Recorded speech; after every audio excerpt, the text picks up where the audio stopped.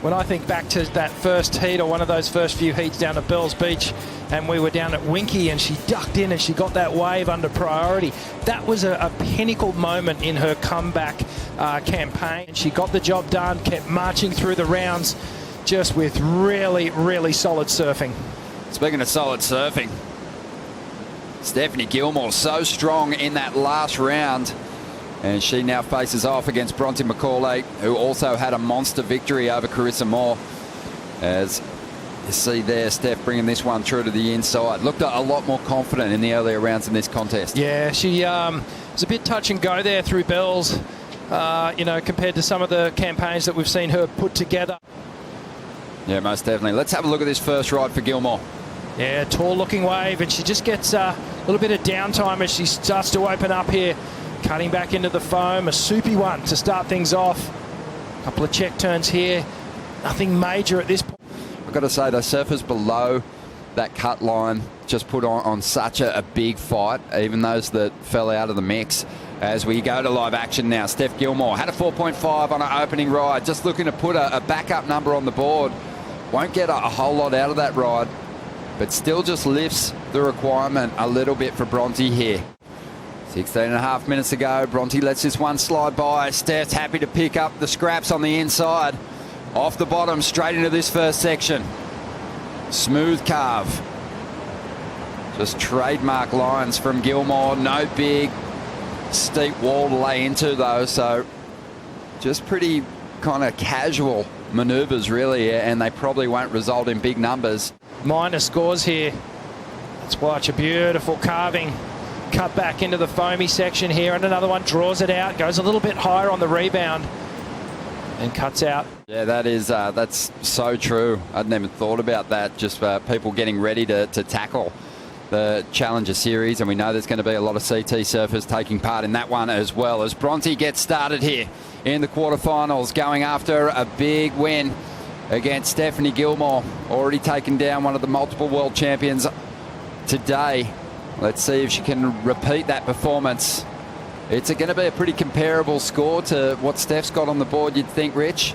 And she's going to have a chance with just under 8 minutes to go. 5.5 perhaps. Let's look at the replay. There's that bottom turn that I was talking about. Even touching the rail just for a moment, keeping it steady. And now she gets some good work done through the middle here, keeps the board flowing, and then jams that final turn. That was so important for her to finish that one off. Just a little under Steph's best ride. Needs a 3.84 to get herself into the lead, as Gilmore looks to respond now. Trying to better a 3.5 here. This wave just starting to taper away, but Steph's going to stick with it and still manages to get some dynamic rail turns done on the end of that ride. It's effortless, isn't it? The way she approaches a wave and gets the manoeuvres done. Just doesn't look like there's any stress or strain whatsoever.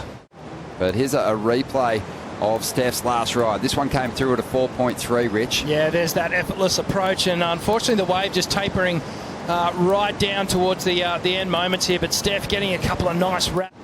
That was a big lost opportunity, but she might get a little rebate here on the inside. Steph too far out. Bronte swoops. Only needs a 4.63.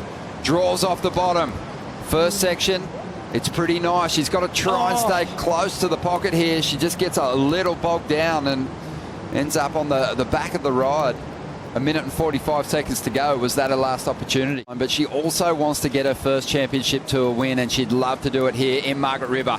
She might just swoop on an insider again. Steph too far out to get into this one. Bronte draws off the bottom into the first section. Solid hit. This wave stands up. It offers another section. And she lets go of a second turn, a third as well, cutting back to the bowl only after a 4.63. Wow. Wasn't a big wave. How's it going to stack up against Steph? It's going to be close. Have a look at this. So driving up into the lip there. So the first turn was good. The second one was clean. Throws the big fan. Not much on offer here, but she does get that final little round. But here goes Steph on a bigger wave outside. Yeah, look out.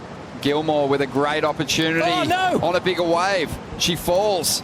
25 seconds to go, and the judges, they'll be reviewing Bronte's wave. It's going to be difficult. The numbers starting to roll through. It is right on the line. Will it be enough? She needs a 4.63. It is a 4.73. Bronte Macaulay gets the victory.